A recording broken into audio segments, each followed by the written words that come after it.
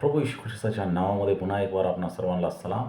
माझ्या प्रियजनांनो, आपण सर्वजण सुखी समाधानी आनंदी असाल अशी माझी पूर्णपणे खात्री आहे, कारण मी तुमच्यासाठी तुम्ही माझ्यासाठी प्रार्थना करत आहात. या आजचं वचन आपण बघूया. यिर्मयाचं पुस्तक 9वा अध्याय 7वं वचन.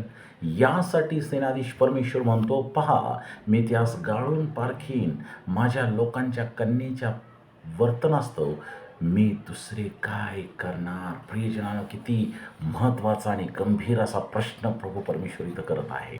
यिर्मया 9:7 आपल्याला आठवण करून देते की देव त्याच्या लोकांच्या पापामुळे, विशेषतः कोणत्या पापामुळे? त्यांच्या हृदयाच्या आणि जिभेच्या कपटामुळे त्यांची परीक्षा घेतो आणि त्यांना शुद्ध करण्यासाठी ती परीक्षा घेतो. जे लोक वाईट बोलण्यासाठी आपल्या जिभेला प्रशिक्षित करतात आणि जे फसवणूक करतात, या त्यांच्या गंभीर पापाबद्दल हा संदेश या ठिकाणी देण्यात आलेला आहे.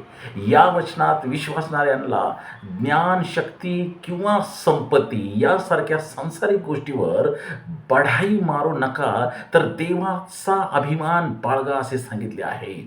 कारण तो सर्व खऱ्या मूल्याचा आणि नीतिमत्तेचा स्रोत असा आहे. या वचनाचा मूळ उद्देश म्हणजे ज्या लोकांची जीभ एक प्राणघातक बाण आहे, त्यांचा निषेध करणे हा मुख्य उद्देश आहे.